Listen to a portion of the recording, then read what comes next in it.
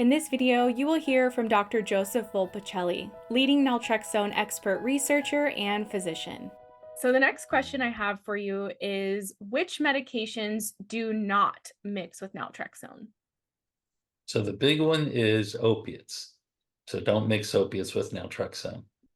Unless, of course, you're trying to get treatment for opiate addiction, then you want to take the naltrexone before you use opiates. But for someone who's using opiates for pain relief, it's contraindicated to add the naltrexone because that can bring on precipitated withdrawal symptoms. Which this reminds me of another question that people often have, which is, if I'm taking naltrexone and I need opiates for pain relief, what can I do? Am I in trouble? And there is an answer to this, and particularly people who are on the extended release naltrexone, you can't wait 3 days where your opioid receptors are now freely available for opiates. And so the answer to that question is, again, typically for people who need pain relief, you can get by with non-opioid pain medicines. The non-steroidal anti-inflammatory agents are very effective. But if, for example, you get in a car accident and you're in an emergency room and you have really severe pain, the emergency room doctor will be able to override the effect of naltrexone by giving you a potent opioid.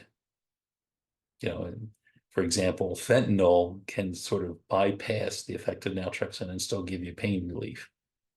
So it's possible in a controlled setting to give enough of the opioids to bypass the blocking effect of naltrexone.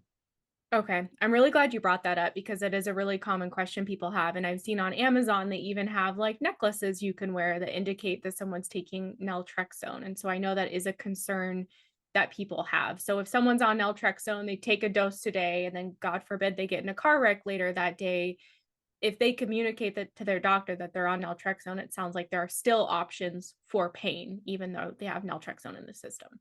Yeah, exactly right. Yeah, so there's ways of dealing with the pain, so you don't have to worry.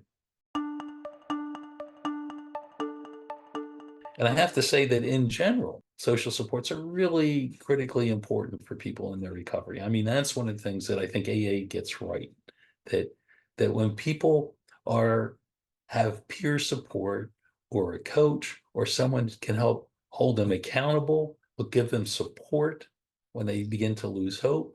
That's very important, critically important in terms of people getting better from this disorder. And so I recommend, from the beginning, we've recommended that if people go on naltrexone using the Sinclair Method or daily naltrexone, or if they get a monthly injection of extended release naltrexone, that in addition to using the medicine faithfully, it's also important to have psychosocial support to help you get through the process.